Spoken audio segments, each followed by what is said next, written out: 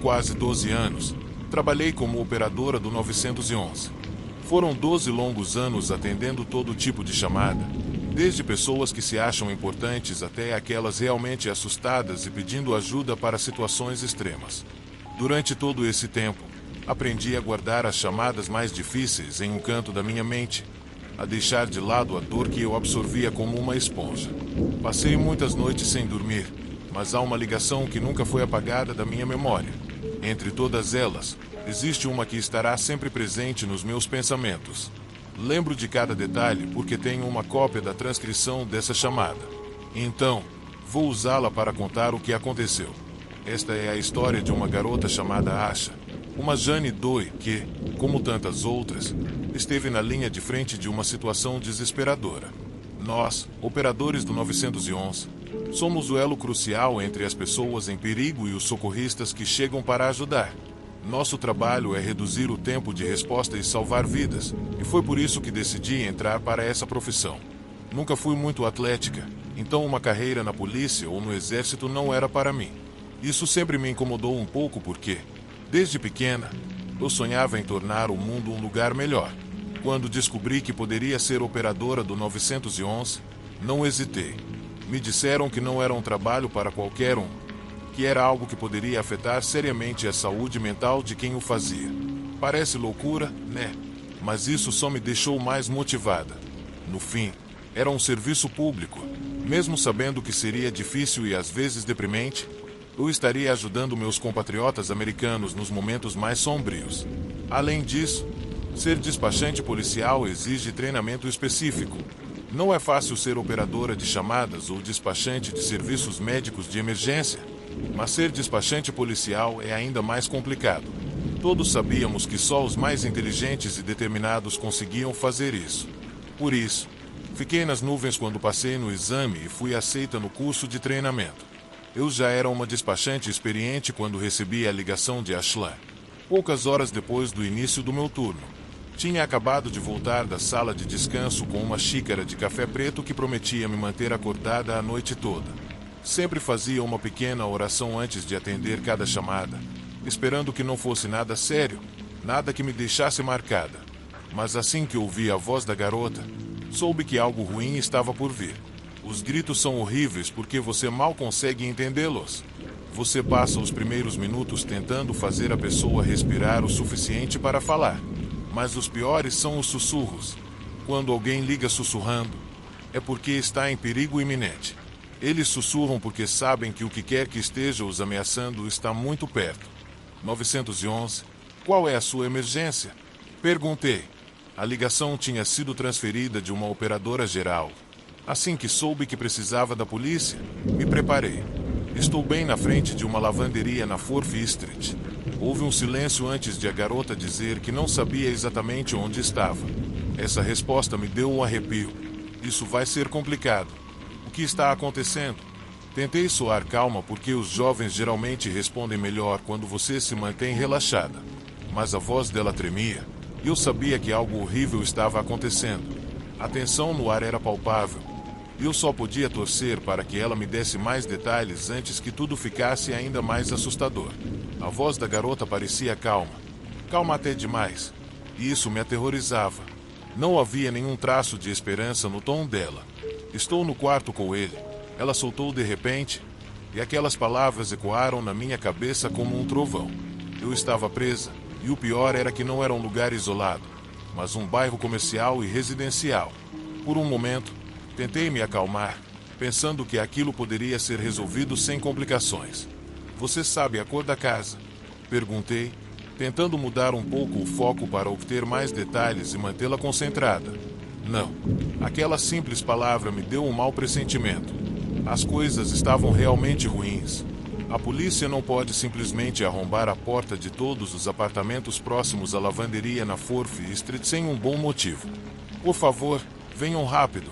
Ela implorou. Eu sentia meu coração disparar. Eu sabia que ela estava em uma situação desesperadora, talvez em extremo perigo, mas precisava continuar mantendo a compostura e avaliando o que estava acontecendo. Ele tem uma arma? Perguntei, já pensando em avisar os oficiais e reunir o máximo de agentes para um possível resgate.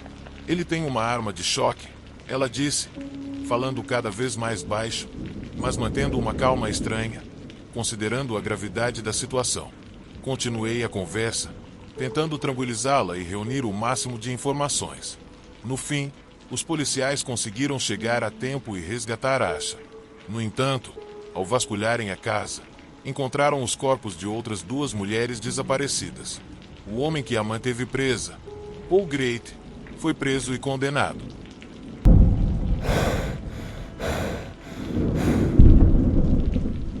"911, qual é sua emergência?" Minha voz tremia, e eu mal conseguia falar. Meus pais estavam na mesma velha história de sempre, e desta vez eu tinha certeza de que a situação iria terminar muito mal. Eu podia ouvir minha mãe gritando ao fundo e meu pai a ameaçando. O dia havia começado normal o suficiente, mas eu não esperava pelo que estava por vir. Eu estava escondida no meu armário porque meu pai chegou em casa bêbado muito cedo naquela manhã. Minha mãe foi abrir a porta para ele, como de costume, mas tudo o que ele recebeu de volta foi um tapa no rosto. Naquele momento, eu estava na escada, meu coração disparado e minhas mãos cerradas em punho. Esse ciclo horrível de violência e abuso fazia parte da minha vida desde que eu conseguia me lembrar. As coisas sempre foram assim. Só quando fui dormir na casa de uma amiga, aos 7 anos, percebi que o que eu vivia em casa não era normal. Nem todas as famílias eram assim. Eu era filha única na época, e quando vi como era a vida na casa da minha amiga, comecei a perceber o quão ruim era minha vida em casa. Quando completei 18 anos, já tinha planejado fugir. Achava minha mãe fraca, sempre tremendo diante de cada capricho do meu pai, sempre impotente e com medo. Eu odiava isso. E, o que era pior, às vezes eu me parecia muito com ele. Eu odiava ver meu cabelo castanho e meus olhos porque eles me lembravam muito dele.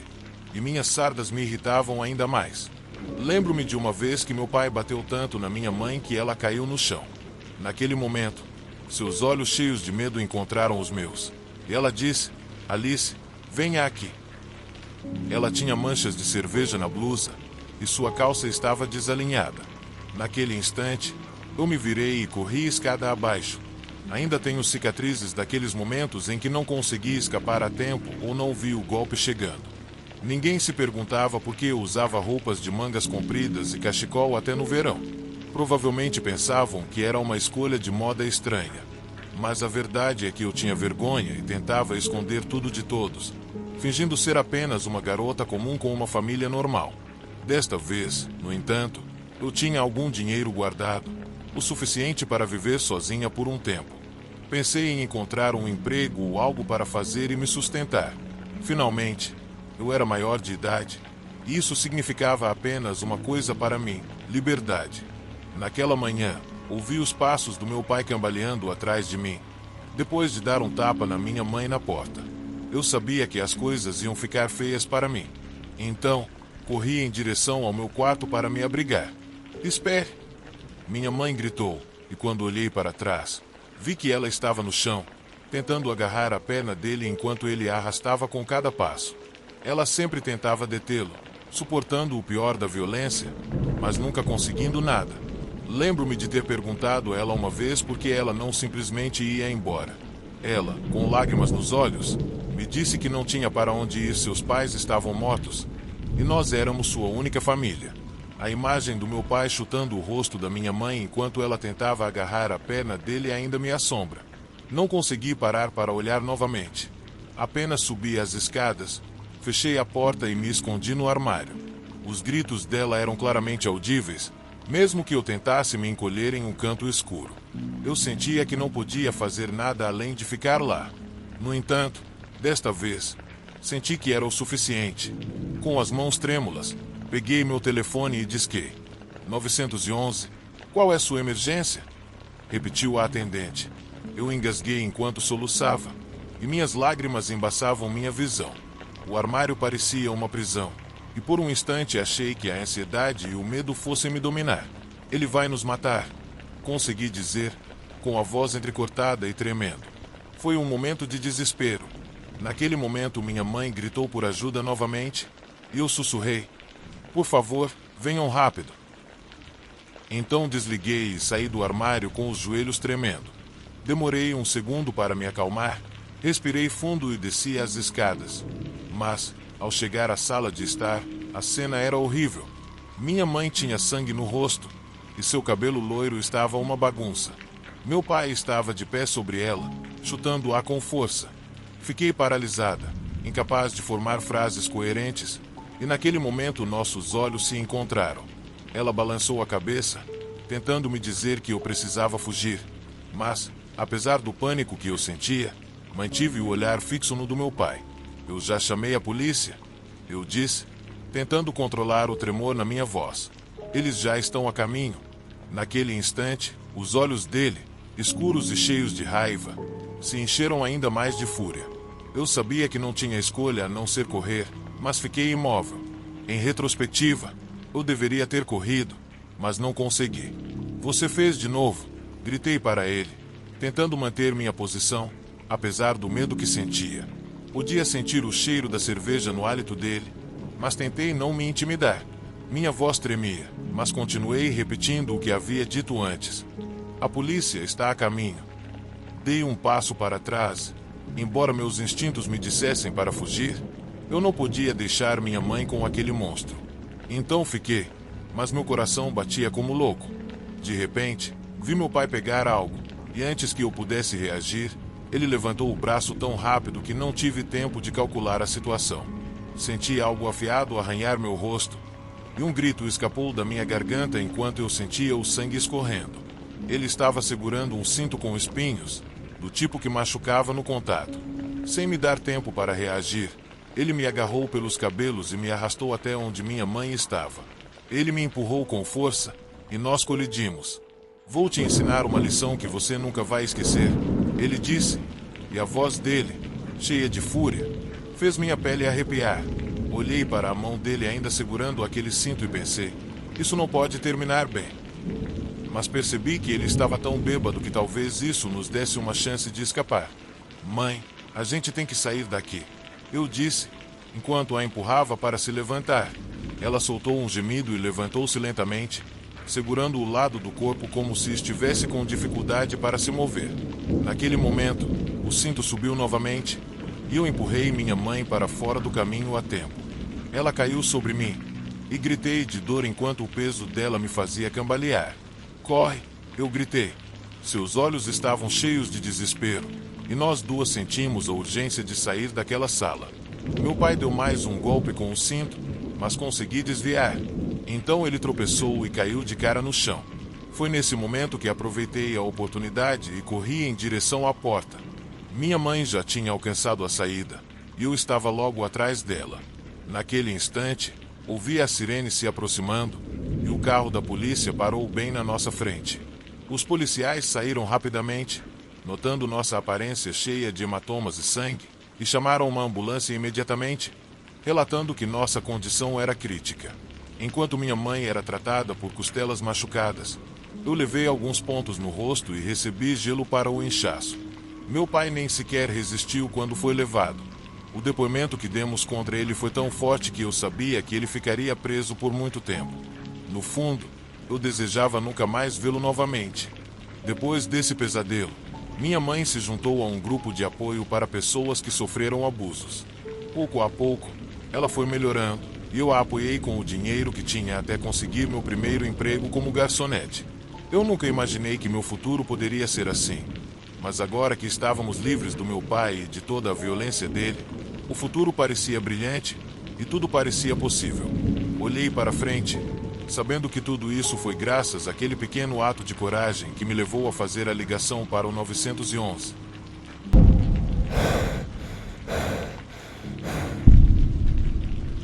Se você perguntar a um policial qual é a época do ano em que ele tem mais medo de trabalhar, é provável que alguns mencionem o Natal ou o dia do Super Bowl, o que eu até entendo. Mas garanto que a maioria vai te olhar com aquele semblante cansado antes de dizer Halloween. Para nós, essa data é um verdadeiro desafio. Na pequena cidade da Nova Inglaterra onde trabalho, o número de chamados de emergência aumenta cerca de 6 ou 7 vezes na noite de Halloween. É como se esse dia trouxesse à tona o pior das pessoas. Claro, Há coisas que já esperamos que aconteçam: casas cobertas de ovos, árvores decoradas com papel higiênico por adolescentes entediados em busca de confusão, relatos de bêbados estranhos correndo por aí. Enfim, esses chamados são administráveis. Mas o que realmente complica as coisas é que, no meio de toda essa bagunça, temos menos policiais em serviço, o que significa que estamos em sérios apuros se algo mais grave acontecer. O que enfrentei ao longo dos anos com as confusões de Halloween não se compara ao que aconteceu na casa no fim da Madison Street. Aquela noite ficou gravada na minha mente para sempre, e não por um motivo positivo.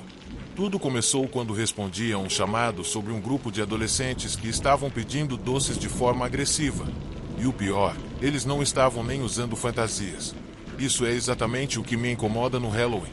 Não era tecnicamente legal, mas eu não precisava de um grupo de jovens problemáticos andando por aí numa noite como aquela, especialmente com centenas de crianças animadas procurando doces. Tentei dar-lhes uma lição, recebendo olhares de desdém em troca, mas decidi deixar para lá. Como policial, já participei de perseguições de carro com criminosos, tiroteios e todo tipo de situação maluca. Então discutir com um grupo de adolescentes que só quer causar problemas não era exatamente o que eu queria enfrentar. Quando estava voltando para a minha viatura, o rádio imediatamente entrou no ar. Meu despachante, com seu habitual senso de humor, mencionou algo sobre aquela casa em ruínas na Madison. Ele me disse que tinham recebido outro chamado sobre as decorações de Halloween do lugar, que estavam assustando demais.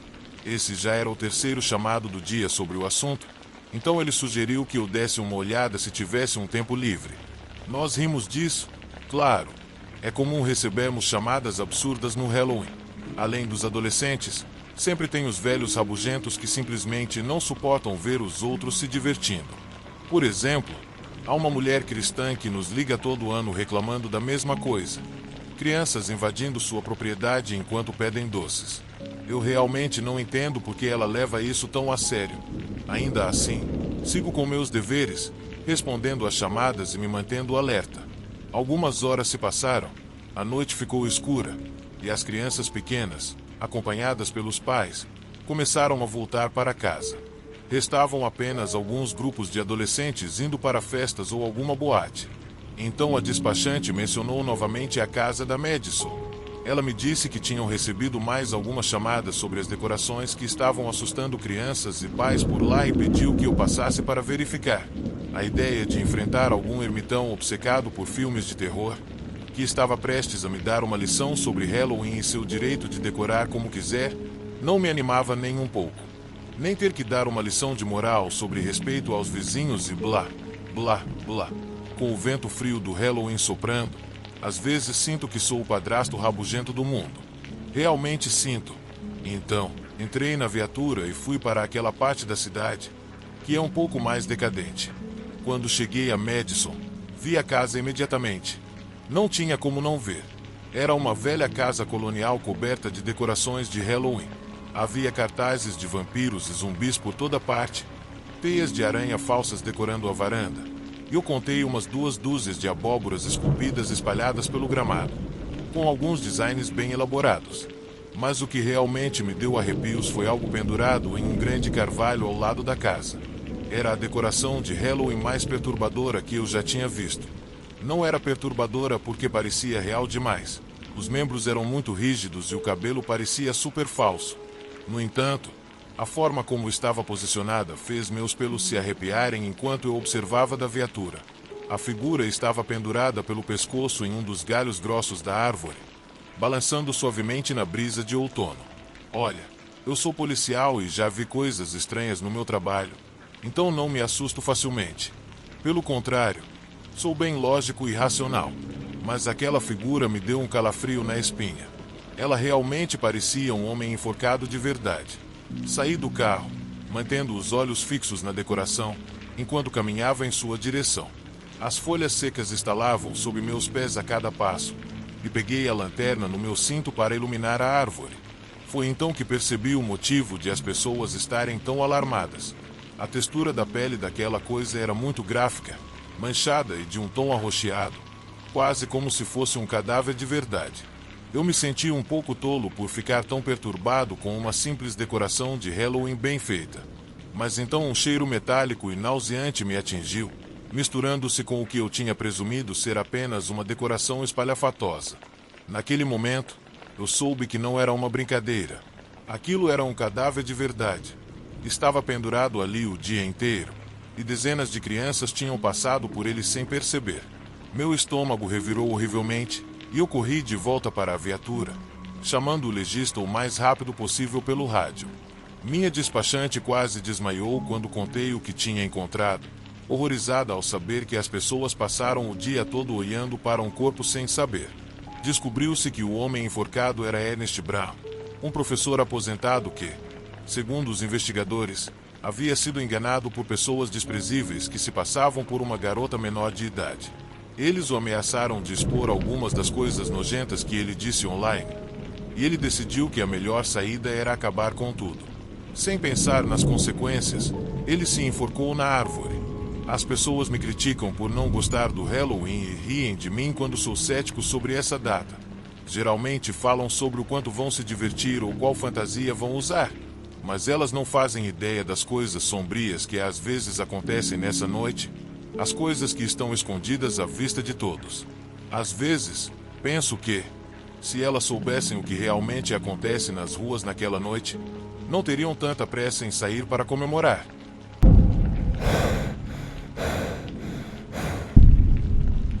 Eu tinha cerca de 18 anos quando tudo aconteceu. É uma história estranha e, para ser honesto, não sei bem como explicá-la. Só sei que o mundo é muito mais esquisito do que parece. Na época, eu morava com meus pais, mas, nesse período específico, eles estavam viajando de férias por um mês. Então, por alguns dias, eu tinha a casa só para mim. Como qualquer outro adolescente sozinho em casa, chamei alguns amigos e nos reunimos para jogar ping-pong no porão ou videogame na sala de estar. Uma noite, depois de uma dessas sessões com meus amigos, recebi uma ligação. O número não estava salvo na minha lista de contatos, mas decidi atender. No começo, tudo o que eu conseguia ouvir era estática. Achei que fosse uma brincadeira dos caras, tentando me pregar uma peça. Coloquei a ligação no viva voz para que os outros também ouvissem, e tudo o que se escutava era aquele ruído ensurdecedor. Depois de alguns minutos, desliguei, mas o telefone tocou de novo. Atendi mais uma vez, e adivinhe, mesma coisa, só estática. Porém, dessa vez, achei ter ouvido uma voz de mulher murmurando algo que não conseguia entender. Desliguei novamente. Essa foi a última ligação daquela noite. No dia seguinte, segui minha rotina normal. Meus amigos estavam ocupados, então passei o dia sozinho e não estava a fim de sair. Quando a noite chegou, fiz meu jantar. De repente, meu telefone tocou de novo. O número era o mesmo e, mais uma vez, atendi. Novamente, o mesmo som estático torturava meus ouvidos. Mas, dessa vez, ouvi claramente uma voz de mulher dizendo: "Ajuda, eu acho que ele está morto. Ajuda." E a ligação foi cortada. Fiquei chocado. Era muito estranho, mas achei que talvez fosse outra brincadeira. Resolvi não dar muita importância. Porém, isso acabou virando uma espécie de rotina diária. Eu recebia a ligação e, aos poucos, a mulher dizia mais coisas a cada dia. Suas palavras se tornavam mais perturbadoras. No último dia antes de meus pais voltarem para casa, recebi outra ligação. Dessa vez, estava realmente intrigado e curioso para saber o que aquela voz iria dizer. Aquela última ligação foi a mais longa de todas. A mulher estava gritando: "Ajuda! Acho que ele está morto. O chão está coberto de sangue. Eu não queria fazer isso, sabe? Ele me bateu. Então eu bati de volta." Ela continuou: "Ele estava bêbado. Perdeu o equilíbrio e escorregou numa poça de água com sabão no chão, porque estava lavando a louça. Quando ele caiu, a faca entrou no estômago dele. Ajuda!" Aquilo parecia uma chamada para o 190. A mulher começou a chorar. Antes da ligação ser cortada, ouvi a dor em sua voz. Eu não sabia se era real ou não, mas, na hora, parecia estranho demais para ignorar. Gravei a conversa porque achei interessante e continuei pensando no que ela havia dito. Talvez fosse alguma história de terror que eu pudesse encontrar na internet, mas parecia concreto demais para ser apenas uma invenção. Então, sentei no computador e comecei a pesquisar palavras-chave como mulher esfaqueando o marido ou morte na cozinha. Encontrei vários artigos sobre mulheres que mataram seus maridos com facas, o que me chocou. Continuei lendo até encontrar um caso que mencionava uma mulher da minha cidade natal. Descobri que essa mulher morava no mesmo quarteirão que eu, cerca de 20 anos atrás. Minha família se mudou para o bairro por volta do tempo em que eu nasci. Pesquisando mais, descobri que ela morava na casa que meus pais compraram. O nome dela era Ana Simão, e ela havia assassinado o marido a sangue frio. Pelo menos, era isso que os vizinhos sussurravam, embora ela sempre dissesse que não tinha sido culpa dela. Ninguém acreditou nela. Ana foi condenada à prisão perpétua em uma penitenciária fora da cidade. Quanto mais eu lia sobre o caso, mais percebia que os relatos dela combinavam exatamente com o que ouvi na gravação. Ela dizia que ele estava bêbado e caiu naquela noite. Mas, claro, os policiais não acreditaram. Eles achavam que ela estava apenas tentando salvar a própria pele.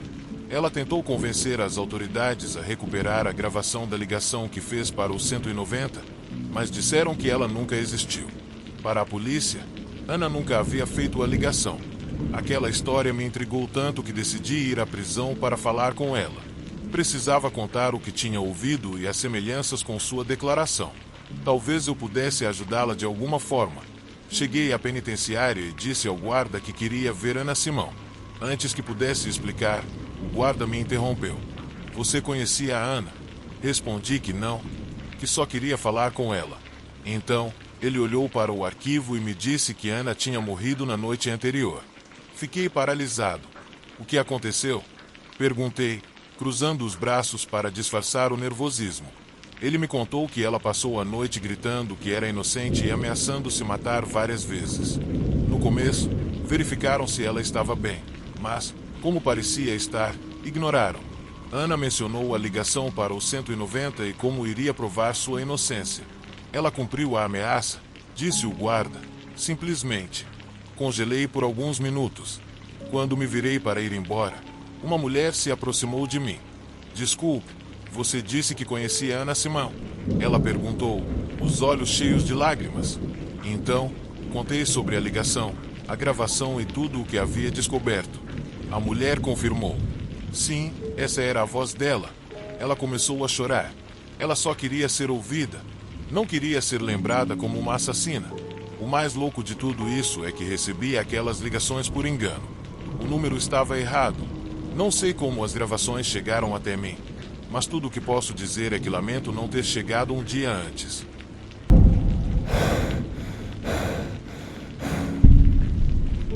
Meu nome é Susana e trabalho como atendente de 911 há 20 anos. E acredite, foi uma verdadeira montanha-russa. O salário até que é bom, uns $22 por hora, o que não é nada mal para alguém como eu, que comecei praticamente do zero. Eu só precisava do meu diploma de ensino médio e estar pronta para ouvir algumas das coisas mais perturbadoras que você possa imaginar. As duas primeiras partes eram fáceis, mas a terceira parte, que é lidar com situações extremas, era uma história completamente diferente. No começo, eu achava que recebia muitas chamadas triviais. Às vezes, era só alguém querendo relatar um cachorro latindo ou um grupo de adolescentes brincando, mas outras vezes a coisa era séria. Imagine receber uma ligação dizendo que um cara estava roubando uma casa com um machado. Essas experiências criaram uma mistura de emoções em mim. Você nunca quer receber uma chamada de emergência sobre um ataque real, mas, às vezes, a realidade era ainda mais estranha.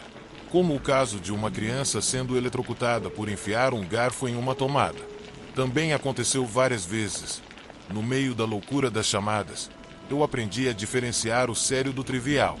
Mais da metade das chamadas eram acidentes legítimos, emergências médicas, alguns crimes reais. E tinha outro segmento, talvez uns 40%, que eram apenas mal-entendidos, pessoas confusas ou o que hoje chamam de pessoas com capacidade reduzida. Menos de 10% eram aquelas coisas que realmente me mantinham acordada à noite, mesmo que eu tentasse me anestesiar com vodka e remédios para dormir. Eu não quero entediar você com as coisas horríveis que ouvi. Às vezes pareciam mais com comédias de terror do que qualquer outra coisa. Mas tem um caso em particular que eu guardo para mim toda vez que alguém pergunta sobre a pior chamada que já recebi. E aqui vai. Em um sábado nublado, recebi uma ligação que apareceu na minha tela. Atendi com minha frase clássica: 911, qual é a sua emergência? Mas dessa vez, do outro lado, só havia silêncio. Normalmente, recebemos mais chamadas acidentais do que você imagina. Antes dos smartphones, tínhamos aqueles telefones que ligavam para o 911 por acidente. Então, lá estava eu, repetindo minha saudação usual, esperando que não fosse outra dessas chamadas bobas. Mas antes que eu pudesse desligar, ouvi uma voz pequenininha do outro lado da linha. Não dava para saber se era um menino ou uma menina, mas parecia muito pequena, talvez de 4 ou 5 anos. Olá, ela sussurrou com uma voz tão doce que fez eu mudar meu tom imediatamente. Oi, pequeno, sou a Susana. Está tudo bem? A voz estava tremendo de medo, mas a criança parecia tentar se acalmar. Eu liguei para o 911. Ela perguntou timidamente. Sim, você ligou? Muito bem. Você pode passar o telefone para a mamãe ou o papai? Fui fazendo as perguntas, tentando manter a calma. A voz da criança mudou um pouco e ela disse: a mamãe caiu. Eu parei, esperando ter entendido errado. Ela caiu, está tudo bem. Mas então a criança repetiu: ela não consegue se levantar. Nesse momento, eu não queria imaginar o que estava acontecendo, mas sabia que precisava fazer isso para ajudar. Comecei a formar uma imagem na minha cabeça do que poderia estar acontecendo. Eu tenho que admitir, me senti enjoada. Aquela voz inocente estava descrevendo algo terrível. A criança continuou falando sobre o olho da mamãe que tinha saído do rosto. A inocência na voz dela contrastava com o horror da situação e me atingiu como um tijolo. Embora eu já tivesse recebido chamadas mais violentas e ouvido vidas se apagando na linha, nada me afetou tanto quanto aquele serzinho traumatizado e perdido na própria realidade, falando sobre o que poderia ser sua mãe morta. Querido, você sabe onde mora? Perguntei para o garotinho. Era um tempo longo para tentar rastrear a ligação e pegar o nome da rua. Então comecei a ligar para a polícia sem perder tempo. Precisávamos tirar ela de onde estava o mais rápido possível. Sim, ela respondeu. Eu moro em casa. O rastreamento da ligação levou apenas alguns segundos. Enquanto mantinha a criança na linha, direcionei a viatura mais próxima para o local dela. Você sabe o que aconteceu com a sua mamãe? Perguntei. Cada palavra uma luta contra o terror que tomava conta de mim.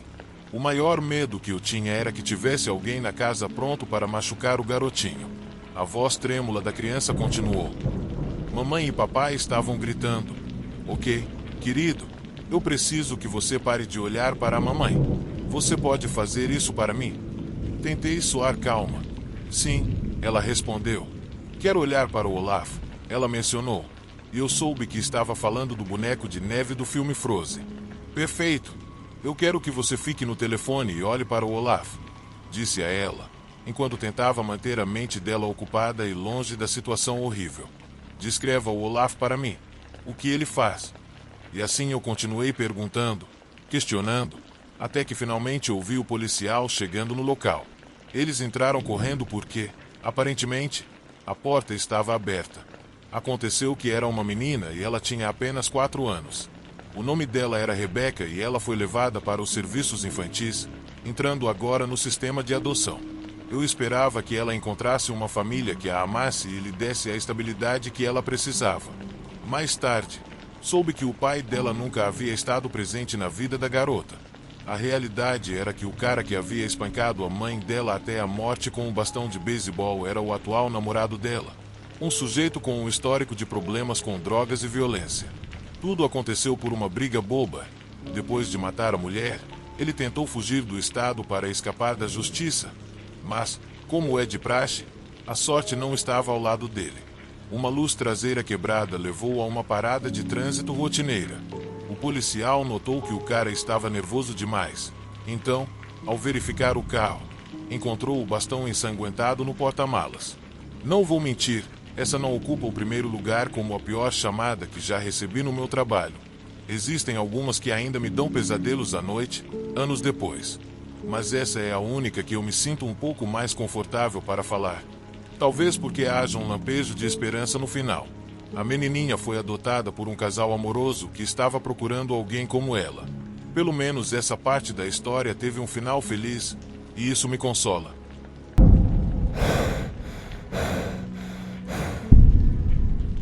Ser despachante de emergência foi minha vida por 11 anos, até o furacão Katrina chegar. Tudo começou um verão, antes do meu último ano no ensino médio.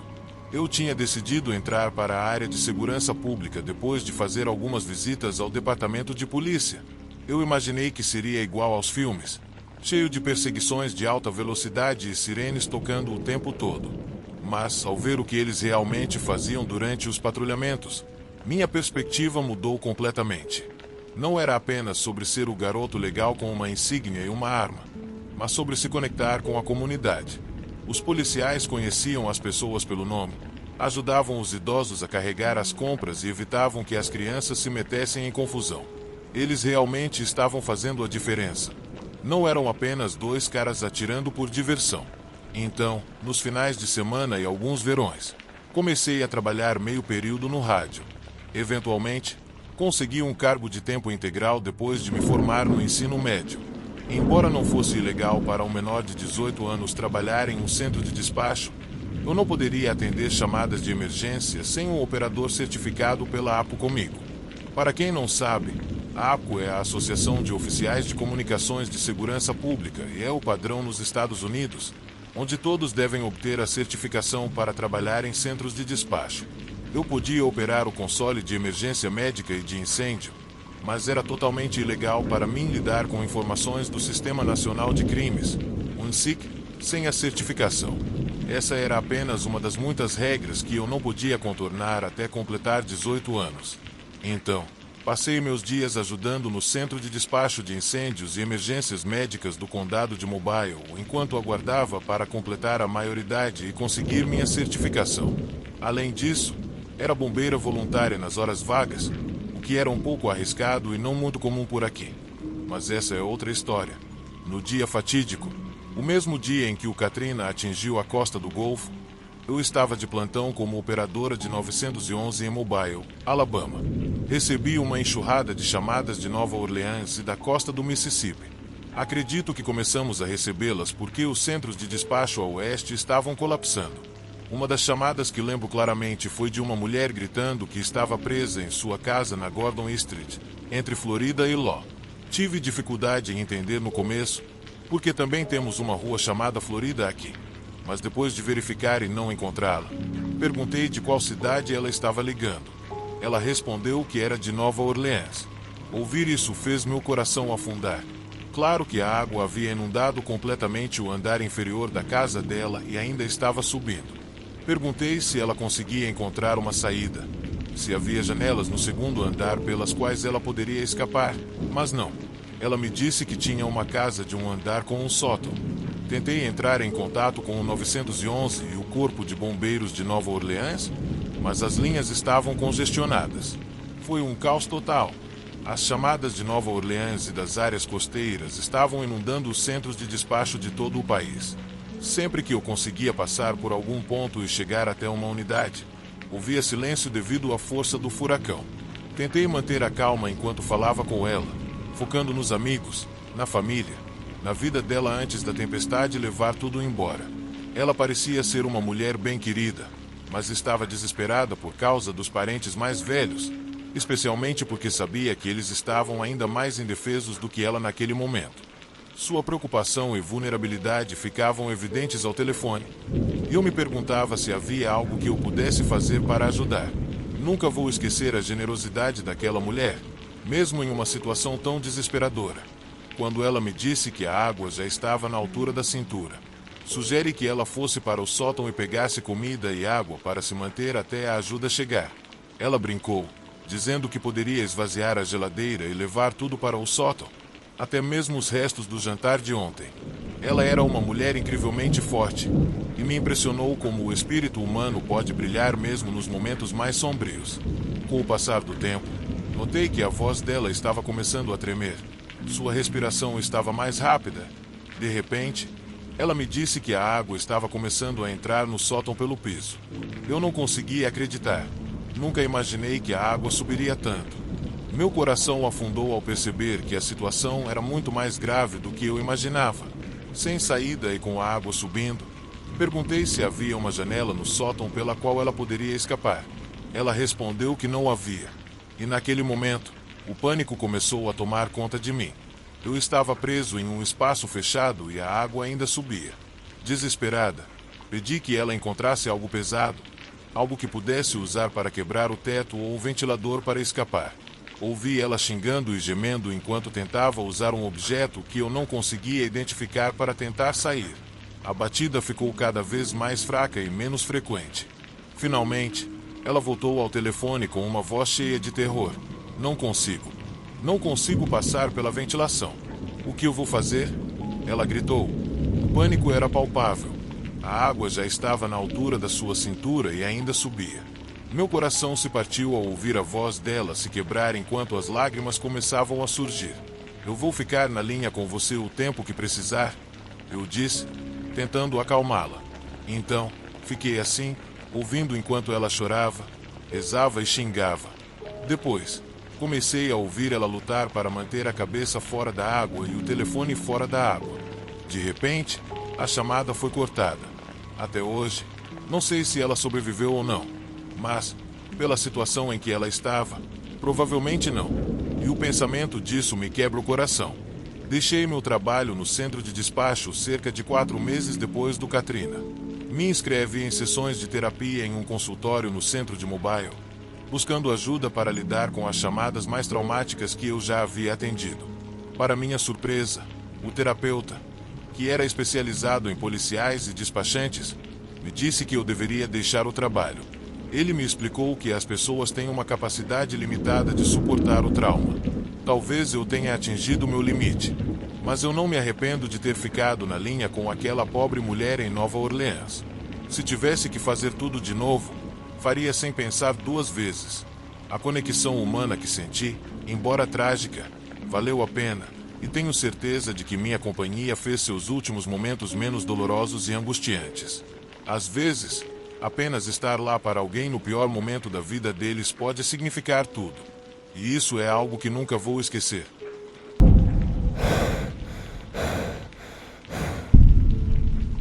Não consigo esquecer o quanto aquela garota foi altruísta, especialmente trabalhando no lado médico de um centro de despacho de emergência 911.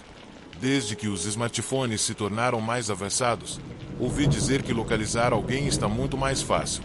Existe um novo sistema no Reino Unido que usa 3 palavras para localizar paramédicos exatamente onde você está, o que seria incrível em situações de emergência. Dizem que algo assim será implementado em vários estados, mas em 2005, quando os celulares eram apenas flip-phones, encontrar a localização exata de uma pessoa ferida era um verdadeiro desafio. Pelo que entendo hoje, é possível localizar alguém com precisão de poucos metros, mas no começo dos anos 2000, você tinha que lidar com áreas de até 1 quilômetro quadrado. Talvez um município, mas nada como a tecnologia que temos hoje. Com esse contexto, posso dizer que essa foi, sem dúvida, a pior chamada do 911 que já recebi. Recebi uma ligação de um celular, provavelmente daqueles flip-phones, e era uma garota mais nova do que eu, dizendo que sua mãe tinha caído e não acordava. Enquanto fazia as perguntas, ficou claro que a mãe dela não apenas caiu, mas desmaiou em uma escada de madeira. Pelo tom dela, parecia que não havia sinais vitais, embora eu soubesse que era possível que a garota não soubesse o que procurar. O que realmente me assustou foi que a menina não conseguia nos dar uma direção clara. Então perguntei várias coisas, como se havia algum homem por perto que pudesse ajudar, mas nada. Ela estava em pânico e em uma situação onde cada segundo contava. Estávamos ficando sem tempo. A única informação que ela me dava era que moravam em uma fazenda. E como quase todo o meu distrito era rural, isso não nos ajudava em nada a salvar a mãe dela. Por meio de algumas perguntas básicas, perguntei quanto tempo fazia que a mãe tinha caído. E ela me disse que isso aconteceu logo depois do seu programa de TV favorito começar. Fiz as contas e percebi que a mãe dela estava inconsciente há pelo menos 30 minutos.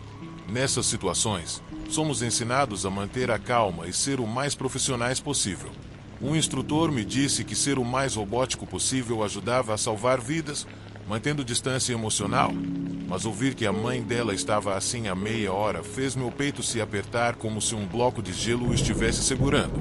Foi um desafio enorme continuar focado, então respirei fundo e tentei aplicar as técnicas que me ensinaram.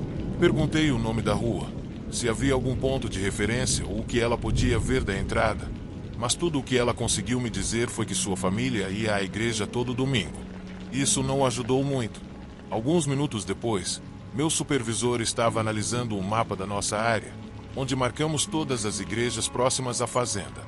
Depois de reduzir a possibilidade para cerca de 5 opções, enviamos uma unidade para cada igreja. Pedi a todos que ligassem as luzes e as sirenes para que a garota pudesse ouvir os veículos se aproximando. Isso seria fundamental para coordenar a resposta, mas você tem que entender que, lá, tínhamos apenas 3 caminhões de bombeiro, 2 ambulâncias e 4 viaturas de polícia para cobrir toda a área.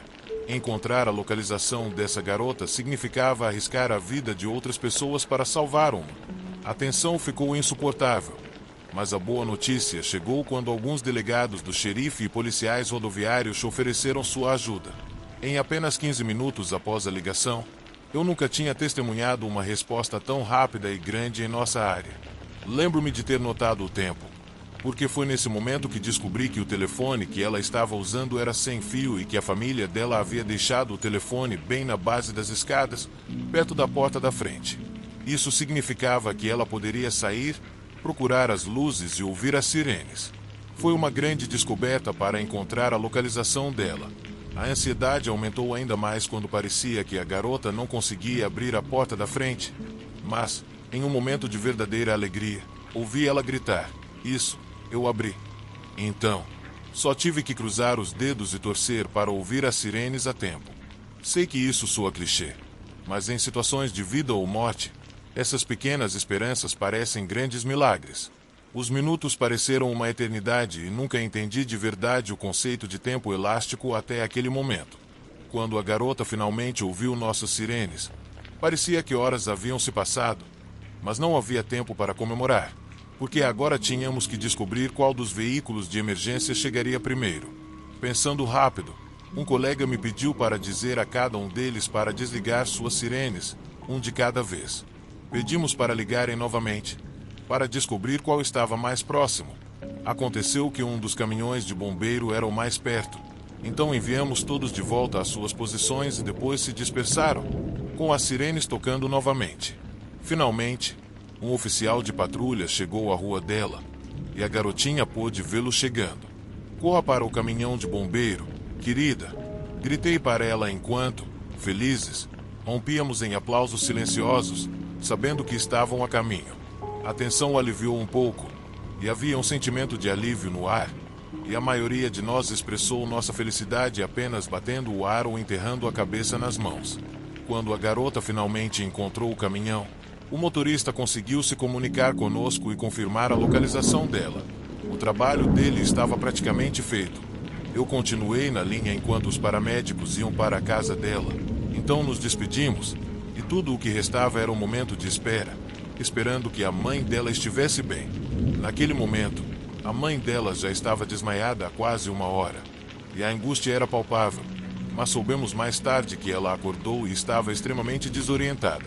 Sabíamos que havia algo muito errado, mas, pelo menos, ela estava viva. Acontece que ela sofreu uma fratura nas costas, uma lesão realmente horrível que exigiria mais de 1 ano de recuperação. A polícia decidiu dar à garota uma pequena recompensa em reconhecimento pela coragem durante a chamada, por permanecer calma e fazer o que pedimos. Não sei se isso teve muito significado para ela, mas o que mais poderíamos fazer? No final, esse evento teve um resultado positivo. Embora a mãe tenha passado por um processo de recuperação complicado e doloroso, ela não sofreu danos cerebrais ou nervosos. O motivo de eu estar compartilhando tudo isso é para destacar algo que considero muito importante. Como despachante de emergência, posso afirmar de primeira mão que os pais precisam ensinar seus filhos alguns fundamentos. Primeiro, eles precisam saber o nome completo. Segundo, Memorizar o número de telefone de casa. Terceiro, como fazer uma chamada para o 911. E, mais importante, quarto, eles precisam aprender o endereço completo e o CEP de casa. Já perdi a conta de quantas vezes essas informações básicas poderiam ter salvado vidas ou, pelo menos, evitado danos sérios. Então, por favor, não pensem apenas em aliviar o estresse dos operadores do 911. Isso realmente é um elemento chave para salvar vidas. Encontrem maneiras criativas de ensinar isso. Transformem em um jogo. Cantem uma música juntos. O que funcionar para você. Ensinem seus filhos a ligar para a polícia ou para uma ambulância. Isso é fundamental e pode fazer a diferença entre a vida e a morte.